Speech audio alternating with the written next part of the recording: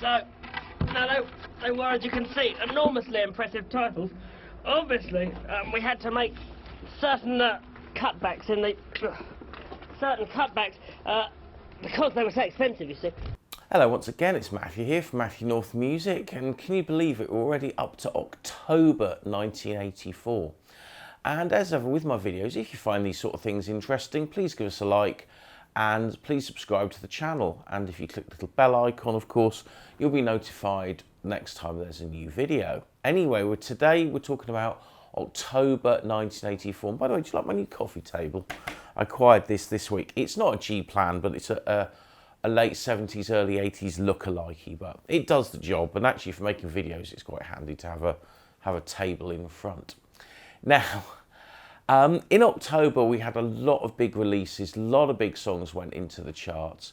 But some of the big releases of this year came out at the end of this month. So they're not going to be featured until next month, because I'm basing these videos on when stuff first went into the charts rather than when it was first released. And the reason I've done that is because it's much easier to research. So we're going to look firstly at the records that came out at this time. And as I say, there was quite a lot of, well-known big tunes that came out. And the first one that came out in the first week of October, which is the 7th of October, was Freedom by Wham. Another #1 for them eventually, came out on this week. As did Shout to the Top by the Style Council. Can we shut the disco up for a minute? Thank you so much. Now a band with so much talent that it literally oozes off of the stage, the fabulous Style Council.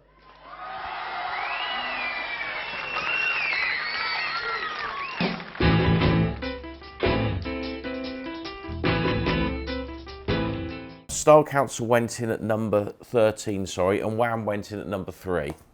At number 20 was Paul Young's I'm Going to Tear Your Playhouse Down. Now this was the opening track from his Secret of Association album, and this was actually, like a lot of Paul Young's hits, this was a cover. On this occasion it was a Northern Soul classic by a singer called Ann Peebles, which I never actually heard the original version to until fairly recently, but yeah, number 20.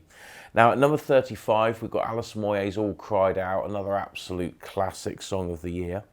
And at number 50 was Eugene Wilde, Gotta Get Home Tonight. Again, another song that did quite well a few weeks later.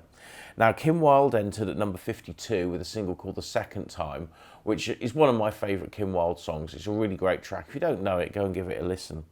Well, in 1978, Sting made a commercial with Joanna Lumley. What was it for, and what connection did I have with it? Quite simply, Sting made a commercial in 1978. What was it for? What connection did I have with it? None, actually, is the answer to that. But what was it?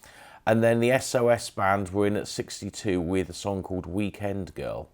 Now at 63, we had this enter the charts. This was the debut solo single by Feargal Sharkey called Listen to Your Father, sometimes abbreviated to the title Listen, depending on where you see it listed. What's interesting about this record, though, is it was on the Czar Jazz label, which is the label that was set up by the band Madness.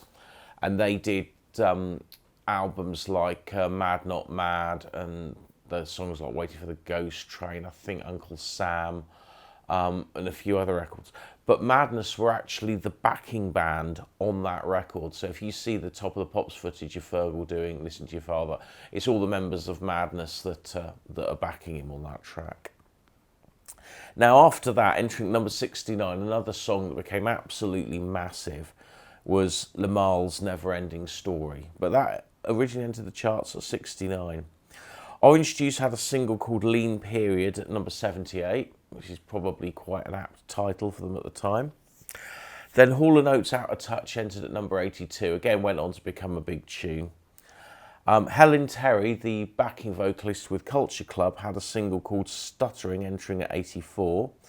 And at 86, now this is you could say this is the second cover.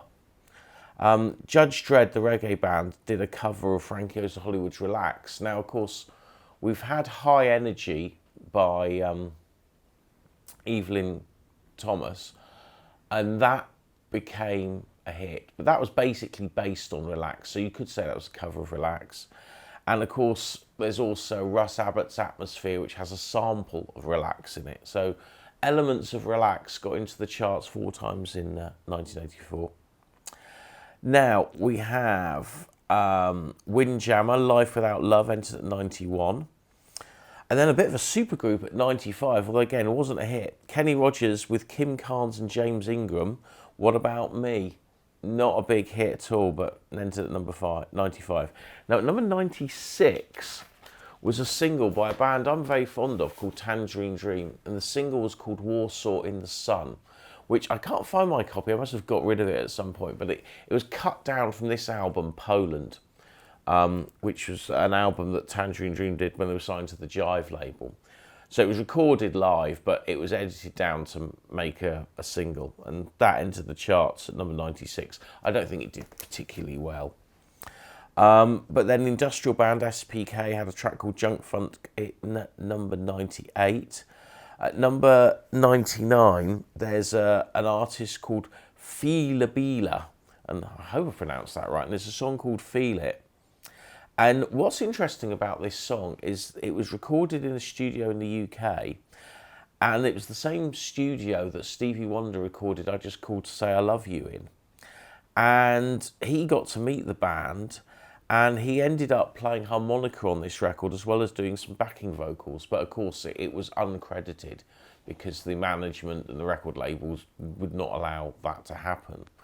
But Simon Bates on Radio 1 actually gave it an A-list, but again, it was never really a big hit.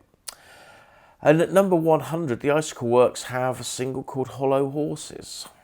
Jules is wandering around desperately because he's fidgeting, because he's excited, because we've got the new Duran Duran video with them looking hunky, rough, ready. Boy, those men are real men. It's Duran Duran. Whew.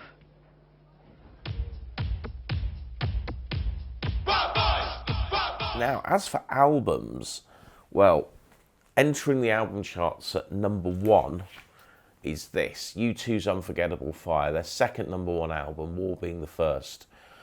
Again, this is, you know, Pride in the Name of Love, Bad, MLK, Unforgettable Fire itself, loads of great tracks on it. Really brilliant album. I mean, I'm guessing half the people watching this video own a copy of this record, but it is a great album. Now, entering at number 14, another great album is this one, True Colours by Level 42. Again, really great album. Not quite the album that took them massive.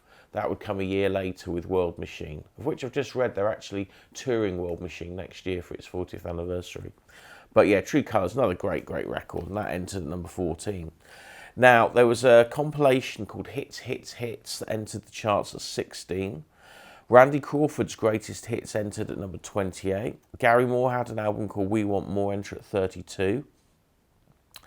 And there was a little bit of middle of the road entered the charts as well, because Des O'Connor had an album at 48. James Last had an album, Paradise, at 74.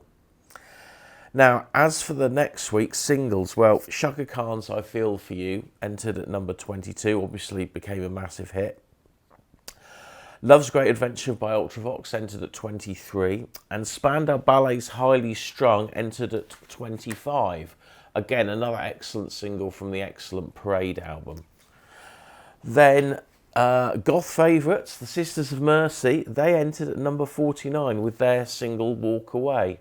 Now, this record was ahead of a tour called the Black October Tour, which started at the beginning of October. So, you know, this was like, you know, midway through the tour they put the single out. Now, hopefully they were using the tour as a way of promoting the single, and they did put a lot of effort into promoting this, because both the 12-inch and the 7-inch came with a flexi disc with a song called Long Train, which is the song Train, which is like an extended version, and that ended up being the B-side of one of their later singles as well. But yeah, this entered the charts at number 49. Didn't do much better, but you know, this is the thing with 1984. So many good records, and if you look at the top 20, top 30 of any week in this year, a lot of records didn't budge for months because they were massive songs that just kept selling. So, you know, had the Sisters record came out a year earlier or a year later, might have done better, but it it didn't do very well in the year that it came out. But subsequently, you know, I mean, the Sisters of Mercy are currently on tour at the moment. They're still playing 3, 4, 5,000 seater venues every night all over the place. So, you know, they're doing pretty well, and quite rightly so, because they're excellent. Anyway, Divine, the American actor, had a single called I Was So Beautiful, entered the charts at number 58. Number 60, a flop for Elton John. He had a single called Who Wears These Shoes. It only got to number 50. Now, you know, we're talking the same era as songs like Passenger, Kiss the Bride. I guess that's what they call it. Blues hadn't been out that much earlier, but this song didn't do very well at all. And a few other records that didn't do very well. Jeffrey Osborne's Don't Stop at number 69. David Essex had a song called Welcome, entered at number 80. Huey Lewis and the News had a song called If This Is It, entered at 84. African Bambaataa had a single called Frantic Situation, entered at 89. And perennial heavy metal favourites Twisted Sister had a song called I Wanna Rock, entered at 93, didn't do much better. And Eddie Grant had a single at 95 called Boys in the Streets. Now, as for albums, there's a lot of new stuff came out this week. UB40's Jeffrey Morgan entered at number 3. And at number 4 is one of the most iconic albums of this year. And it's this, Bronski Beat, The Age of Consent. And this obviously isn't the original. This is the brand new Blu-ray reissue. Now, I was going to do a separate video about this, but I never got around to doing it. So I just thought I'd show you it here. Now, this disc has a new mix of it. It has a surround mix. It's got instrumental mixes, but it's also got all of the tracks that were on the Hundreds and Thousands compilation album, which was like a remix album with some bonus tracks, including songs like Close to the Edge, that was going to be the next single that never was.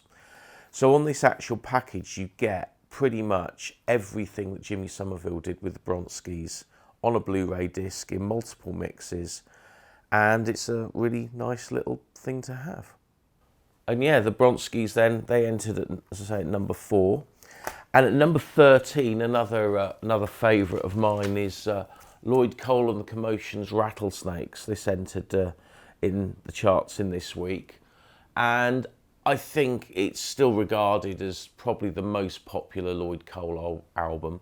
It's not my favourite Lloyd Cole album. My favourite Lloyd Cole album will always be his first solo album from 1990. But, you know, it's still a great, great record. If you've never heard this album, then give it a listen, because you won't be disappointed. Now, after that, we have got Billy Bragg's debut album, entered at number 16, Brewing Up with Billy Bragg. Now, Billy Bragg had done a lot of telly at this point, and also this album was at a budget price, and any album that's a budget price will always sell. It's a fact. So after that, Hanoi Rocks had an album, Two Steps from the Move, at 28.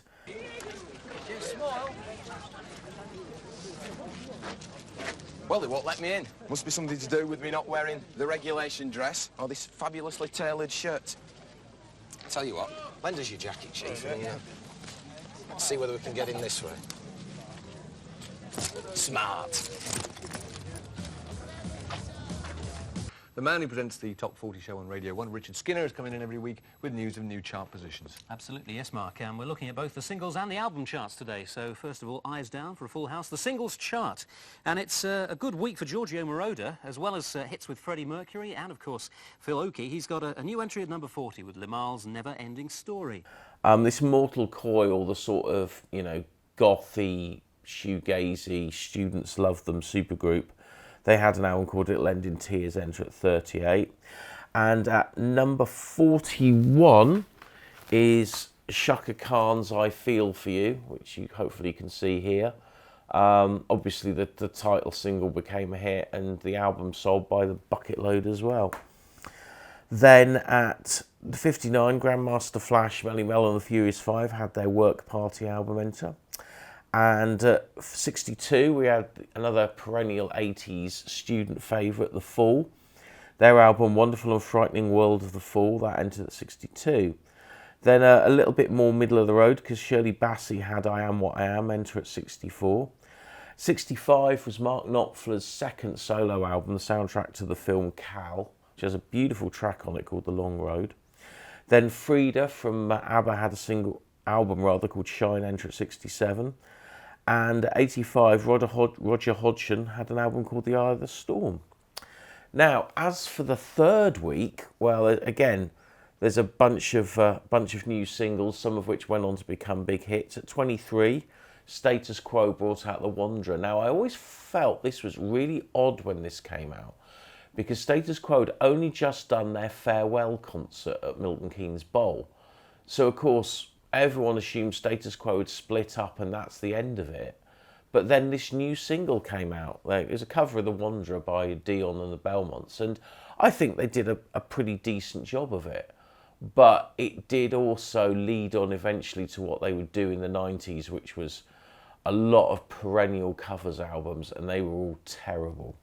But then they came back with Heavy Traffic and they became a proper band again. But yeah, that has entered at 23. The Pointer Sisters, I'm So Excited, another massive hit, that entered at 44.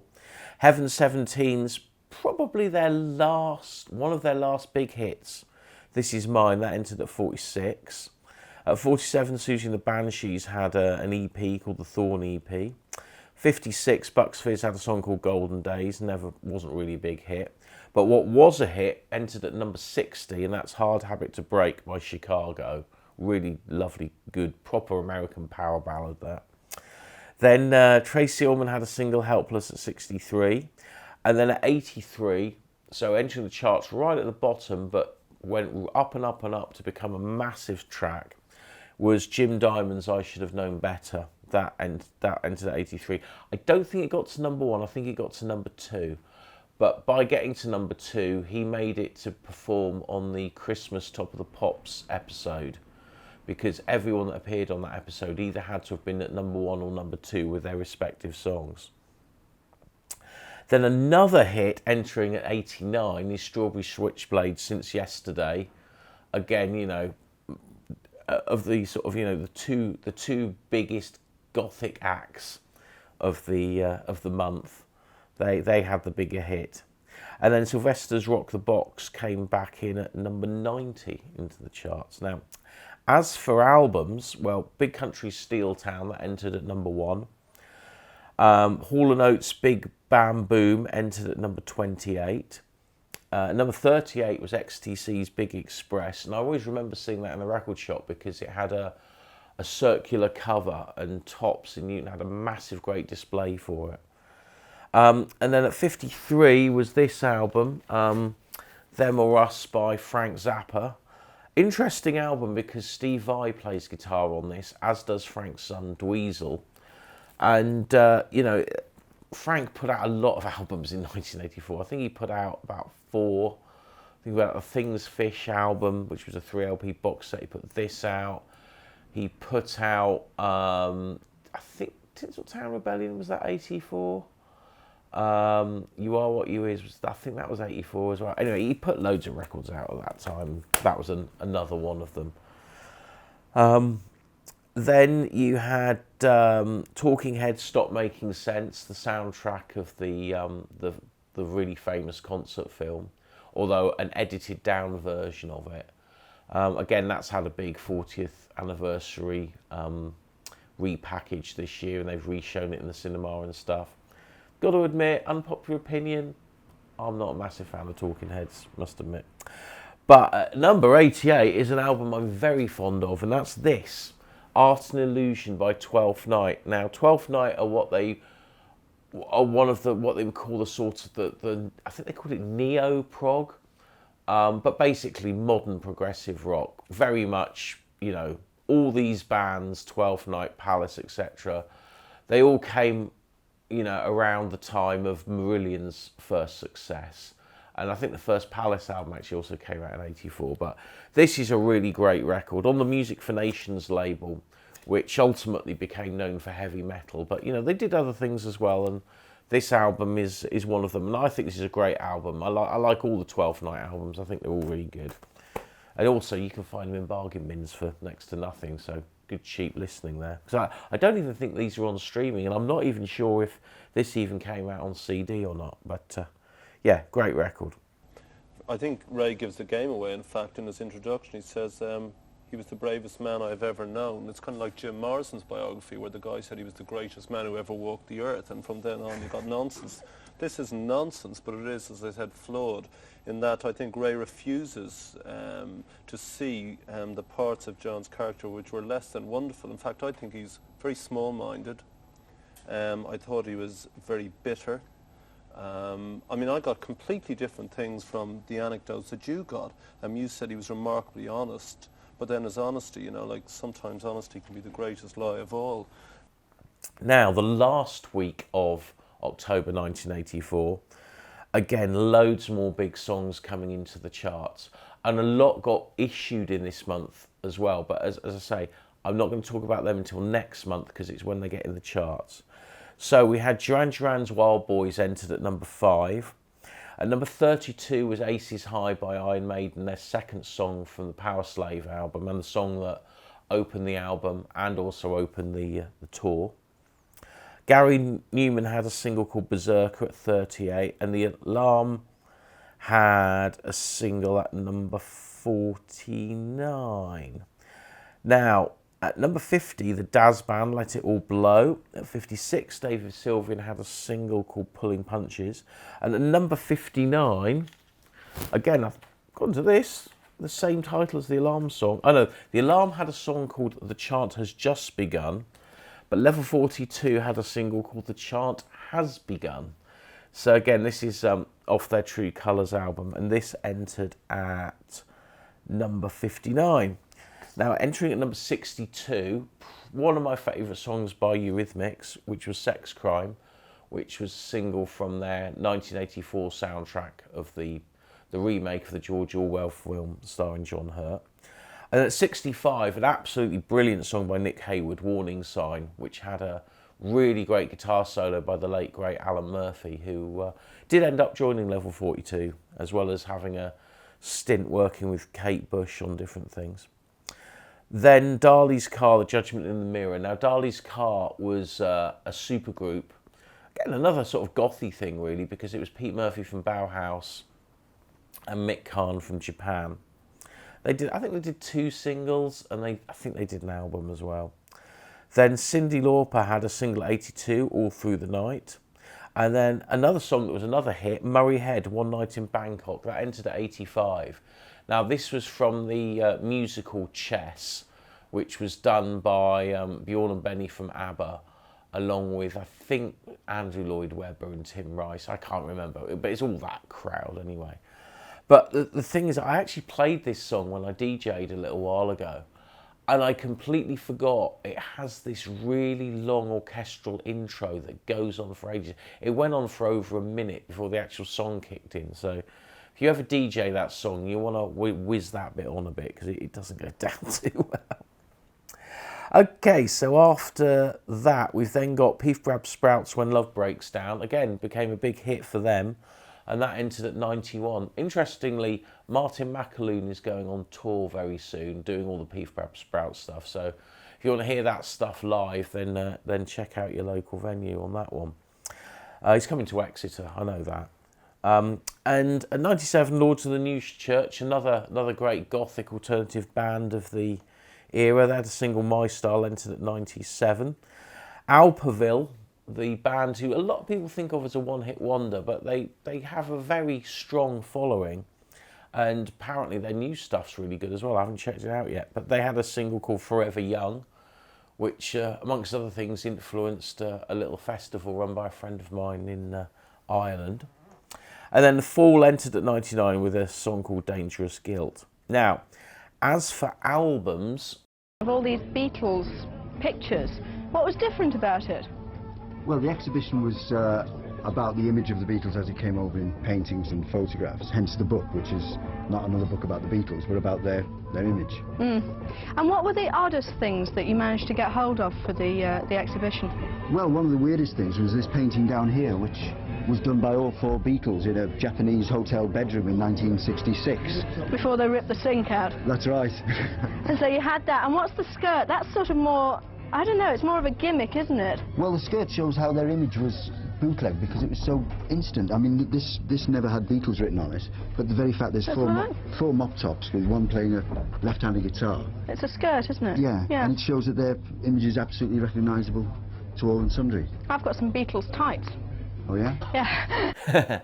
Now, entering the album charts right at number 1 is this, the soundtrack to Paul McCartney's Give My Regards to Broad Street film. Now, I really love this album, but the best way to hear it is to, if you can find one, get hold of the CD, because the CD is about 15 minutes longer. A lot of the songs were cut down to fit on the LP, but the CD's great. The cassette version also has the longer version of the tracks, but it still has, I think, a track less than the CD does. But yeah, No More Lonely Nights was a massive single. The album did really well. And it's had a really bad rap, the film. Everyone says it's rubbish, and it's not. It's a bit of fun. It's got great music in it. McCartney's got some brilliant musicians with him in it. You know, Ringo's on it, Dave Edmunds is on it, Chris Spedding's on it. I think John Paul Jones is on it. Obviously Linda's on it. It's a great bunch of songs. He redoes a few Beatles songs, including a great version of Eleanor Rigby. Good Day Sunshine, Yesterday. You know, it's really worth listening to. But if you can't find a physical copy, then the CD version is on Spotify and all the other sort of streaming services. But yeah, that entered the charts at number 1, which meant this album could only make it to number 2 that week. And that's the Culture Club's Waking Up with the House on Fire. Now, I suppose this is the last big selling record they had, because after this, well known that George got into drugs, and then the band, although George was probably already doing that when this came out, and there was various fallouts with the band. If you watch one of the Top of the Pops performances of the War song, there's only 3 of them. John Moss isn't there, and yeah, and it's not their best record. It's not a great record, but you know, it still got to number 2, and I think it's even got a little poster. Yeah, even came with a little poster of the other 3 members on it. But yeah, that got to number 2 in the album charts.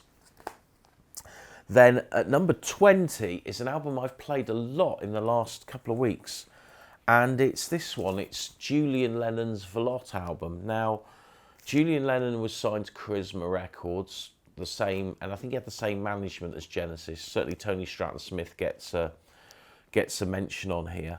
There's some really good players on this record, people like Marcus Miller on bass, and it's a great set of songs.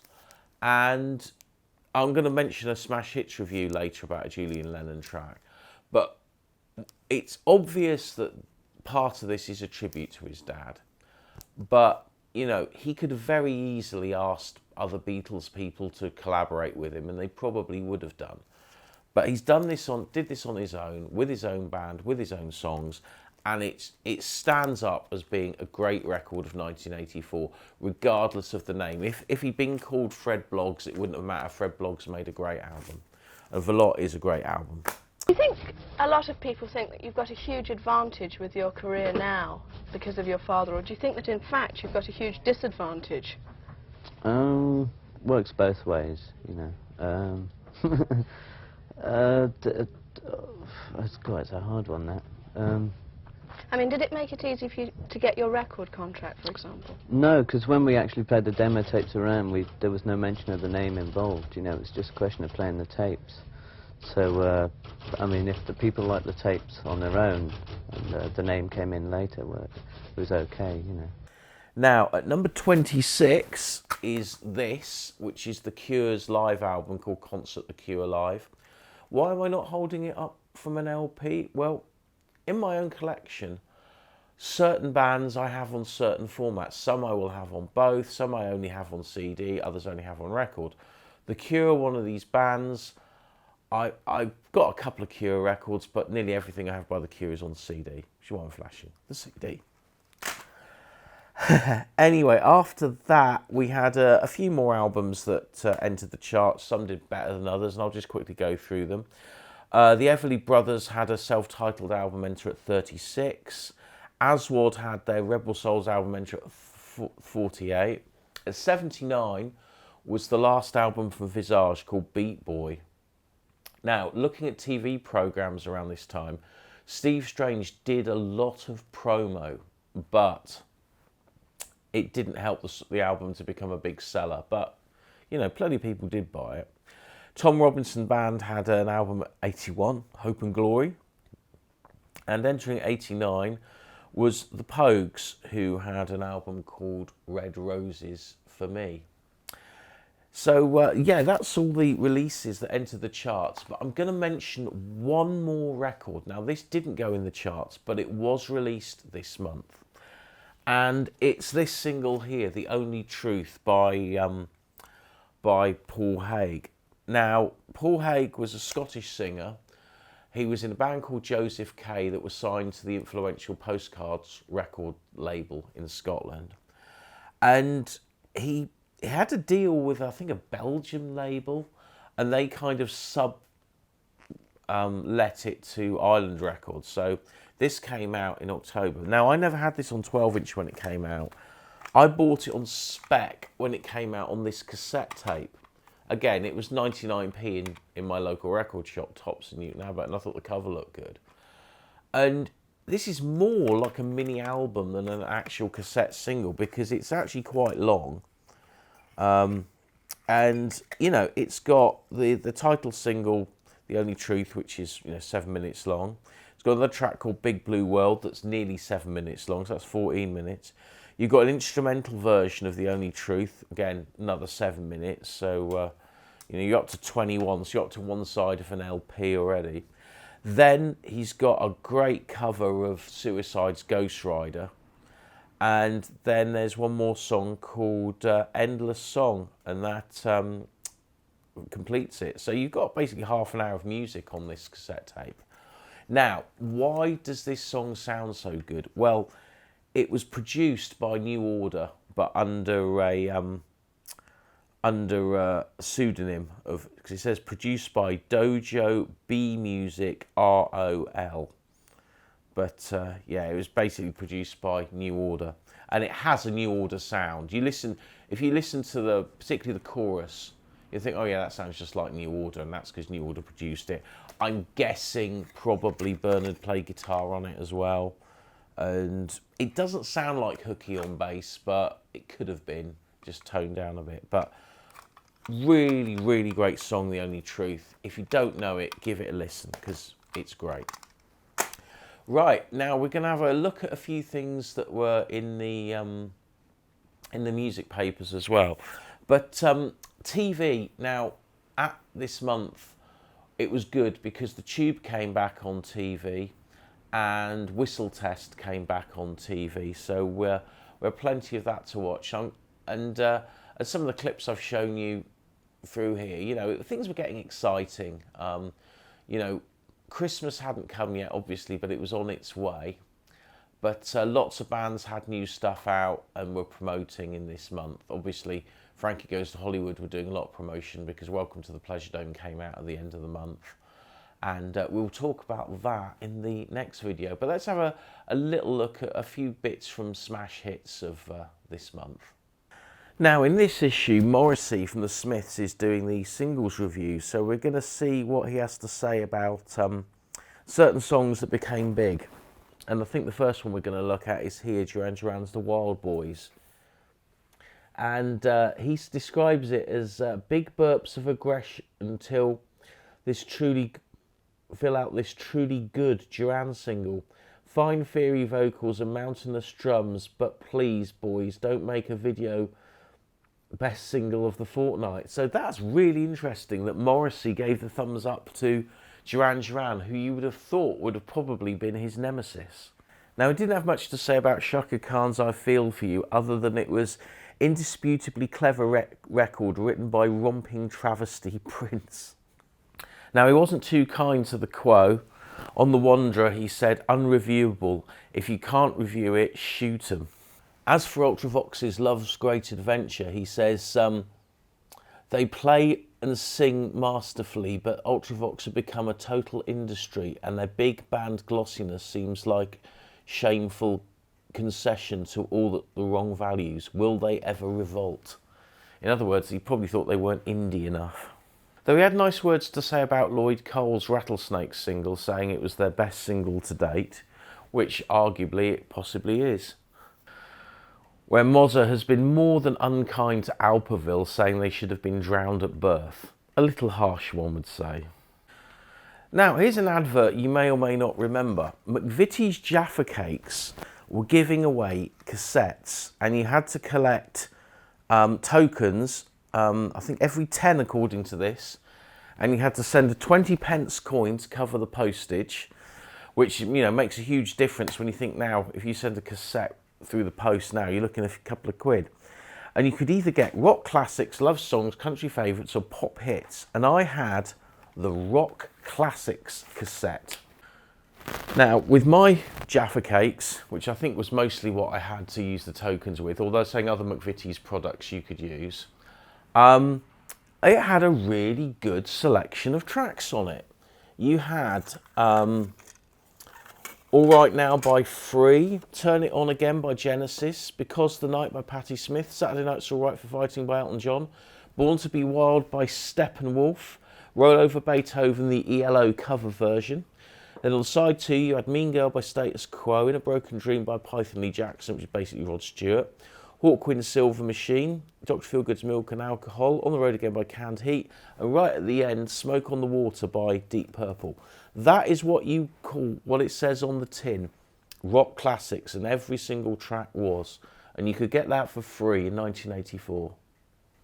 Now, in the other copy of Smash Hits, Mike Reed, the radio DJ, is doing the reviews of the singles, and he's had some very nice words to say about Alison Moyet's single. And he says, a lady whose undoubtable vocal talent will help her outlast the more short-lived careers of other less gifted artists. Well, that proven to be absolutely true. And yeah, he says that his radio colleague Andy Peebles would rather wrestle with 500 whirling dervishes than lose his copy of this record. Big hit, natural voice, no cosmetics needed. Absolutely correct. Now, talking about Julian Lennon's Too Late for Goodbyes, which kind of entered the charts last month, so I think this review might have been a little bit late. He talks about the fact that it doesn't matter whether he sounds like John or not. 2, it's a good record. 3, he's got a good voice. 4, it seems pretty natural that the son of the world's greatest songwriter and singer should want to make music. 5, it doesn't matter whether he is as successful as John or not. Yeah, so basically he's saying that, you know, Julian Lennon is a very talented musician, and that's exactly right. Now, a section of Smash Hits I always liked was the Get Smart section. Now, there's people here that aren't very happy about Frankie Goes to Hollywood's fan club. They've sent their money off and not got anything back. And the answer is that they've been very busy. But this bit here I'm quite interested in. And someone's asking, what keyboards is Nick Rhodes using at the moment in his setup? And they've come back with all the detail. It says, Nick Rhodes uses a total of 14 different pieces of equipment on stage, including synthesizers. These are 1 CMI Fairlight, 1 Roland Jupiter 8, 1 Sequential Circuits Prophet 5, 1 Kruma Performer string synthesizer. Then they've got effects units, 2 Roland bass echoes. I think that's a typo. It should say space echo. 2 Roland flangers, 1 Roland phaser, 1 8-channel Roland mixer, 2 JBL monitors, and 2 Drawmer gates, noise gates, which prevent any unwanted noise being picked up. And saying where to buy stuff from, and they mentioned Rod Argent's keyboard shop, which was in Denmark Street, and up until recently you could still see the Argent sign in the window, but it's since been taken off because that shop's being reconverted. And it's saying, you know, if you want a a good budget synth, go for a Roland JX3P, which isn't a bad shout because that was a MIDI synth. I used to have one, and it's basically like a digitally controlled Juno. And you can buy one for £700, which would have been an absolute fortune even then. But then they're saying, you know, if you can't afford that, you can start with a Casio at £30 that goes up to about 400 and have lots of useful features. So, yeah, good musical equipment advice there from Smash Hits. It's competition time. You remember we had a competition. Could we have the prize? Last week we showed you a commercial and you had to guess, and my Elephant Man's the assistant this week, you had to guess who, what commercial Sting had been in 1978. Hang on, Elephant Man, could we just, let's see if we can pull the winners out of the bag. Thank you. Oops. Well, there's been 10 winners. How are you keeping? Are they treating you well? It's very kind. Any other winners up there? No, just a bit of old flesh. Well, Elephant Man will be revealing the true identity of Elephant Man immediately after you've seen the commercial, and there are the winners, and they'll be coming up on the screen after this commercial. Let's go. The way you are, you feeling? How you feeling? Try and pass the front for the way you are. It's a manky person, but Elephant Man. I'm not an elephant. I am a television interviewer. Yes, I thank you indeed for inviting me on the programme, Jules. Though when it comes to youth culture, I'm afraid I don't know the who from the what. Although I do watch the young ones. Okay, so there we have it. Pretty good month for music in October 1984. But of course, next month is a really important month. In fact, in many ways, it's probably going to be the most important month of the year, because not only do things like Frankie's Welcome to the Pleasure Dome go into the charts, as well as their third #1 The Power of Love single, but also it's the month where Band Aid was recorded at Psalm West Studios in London. Now, some people have asked me, next year am I going to be doing a similar series on 1985? Well, no, I'm not. I'm only interested in 1984, but what I'm going to carry on doing is I'm going to make videos about specific events in 1984 that I may have mentioned in this series, but I want to go into more detail, and that could be things like the big Wembley Elton John concert, which was in a way a precursor to Live Aid, the new Brighton Rocks TV special that went out in the summer, obviously things like Band Aid, Live Aid. I will do something on Live Aid next year, but I'm basically just doing this like potted history for now of all the releases from this year, and then, as I say, I'll go into more detail on specific stuff in the future. Anyway, hope you've enjoyed this video. If you have, please give us a like and subscribe if you don't already. All the other videos are in a playlist, so you can go back and watch any of them. Please share it all on social media. And you can follow me on all the usual social media networks, Twitter, Facebook, etc. And pretty much all of it's Matthewnorthmusic, apart from Twitter, which is Matthewnorthmusic, because you're not allowed to have enough letters to make Matthewnorthmusic. Yeah. Okay, I'll catch you on the next one. Bye-bye. So, 50 years of the Tube, celebrating next week, and we're going to have people like Floyd Joy, Sylvester, Ultravox. Yes. Force MD, like Dee Snider, we've got everything. Like the Alarm, Frankie Goes to Hollywood, Keith Allen. Coming up soon. And you can, come on, and win. You can, and soon, in programmes will be coming up soon. Devastating things such as these. I'm not ready yet! You'll be able to win an almost motorised vehicle. And also, coming up in this series, we've got things like ABC, Helen Terry, The Greatest Show on Legs, Paul Young. Rick Vile, all these things and more. Anyway, that's why you should stay on. Now, in Warwick University tonight, they are worried. Worried is what they are in Warwick University tonight, because they think that Motorhead aren't going to get there. In fact, they've chartered a special plane to get there. Their equipment is readily set up, and people of Warwick, they will be there. Also, they're here now live. Motorhead! Over there.